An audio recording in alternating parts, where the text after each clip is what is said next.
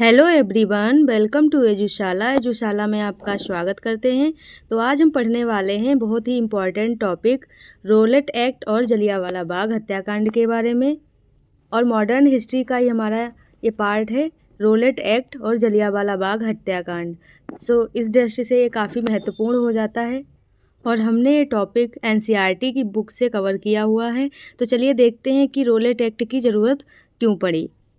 चलिए, भारत में बढ़ रही क्रांतिकारी गतिविधियों को रोकने के लिए ब्रिटिश सरकार ने क्या किया 1917 ईस्वी में। कब?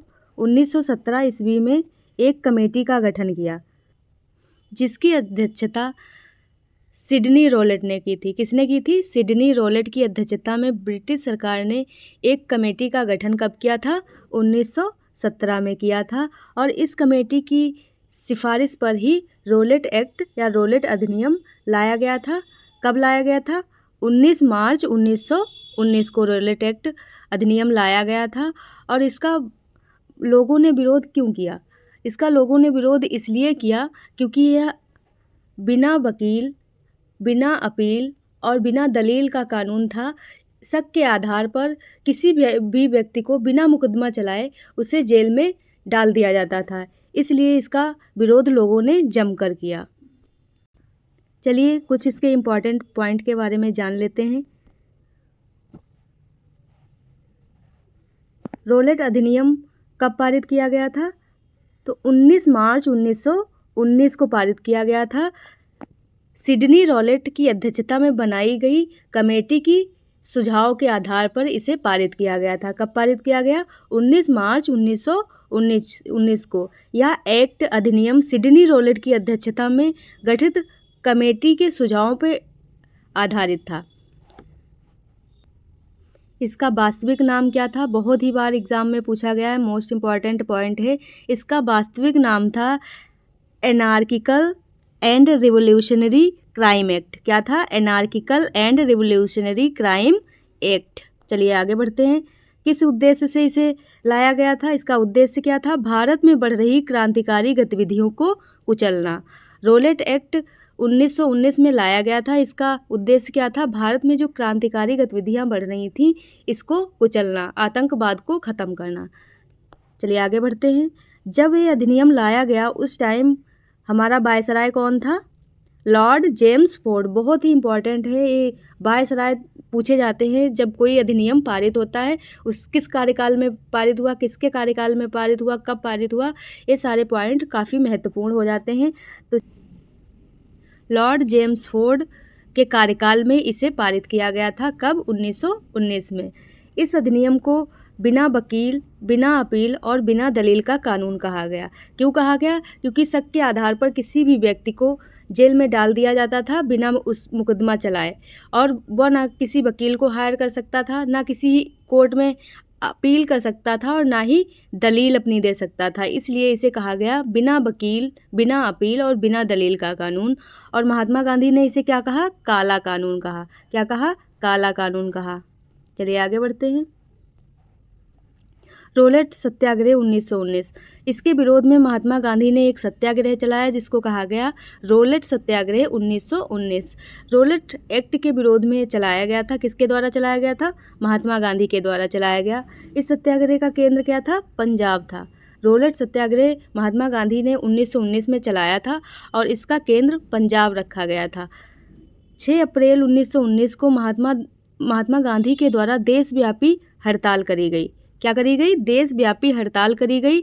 और 8 अप्रैल को क्या हुआ? महात्मा गांधी को गिरफ्तार कर लिया गया। क्या हुआ? महात्मा गांधी को 8 अप्रैल को गिरफ्तार कर लिया गया। 9 अप्रैल को पंजाब के दो लोकप्रिय नेता कौन कौन से थे?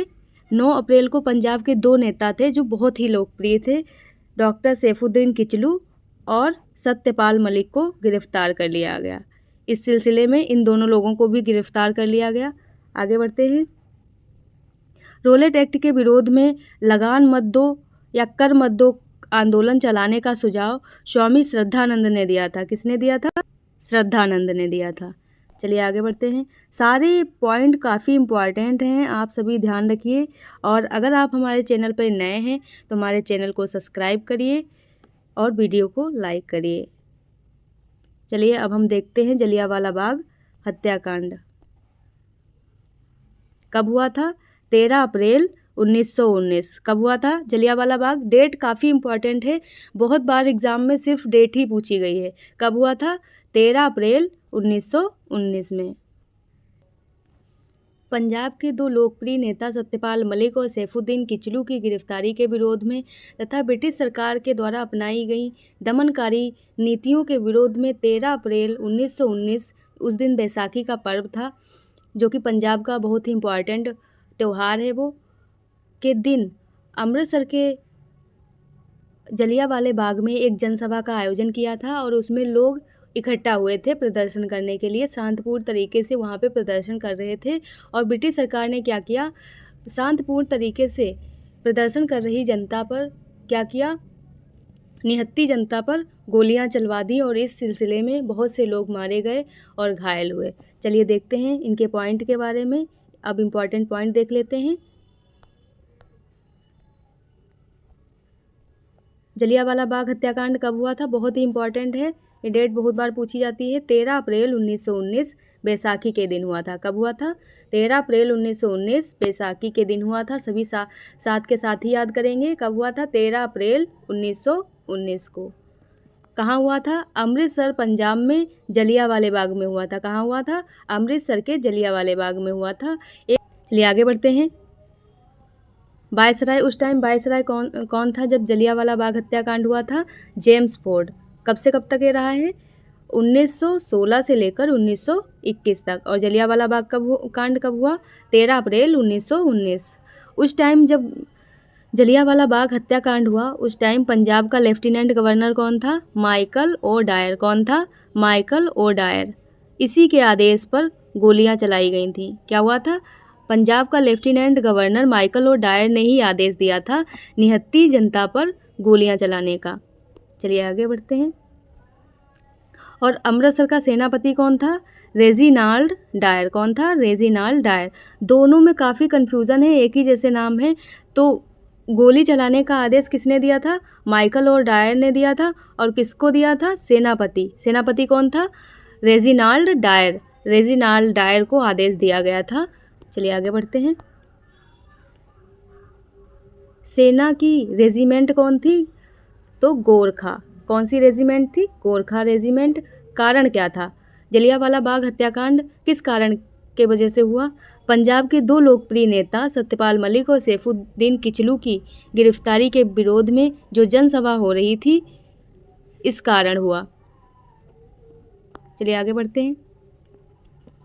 माइकल ओ डायर के आदेश पर अमृतसर के सेनापति कौन थे, रेजिनाल्ड डायर।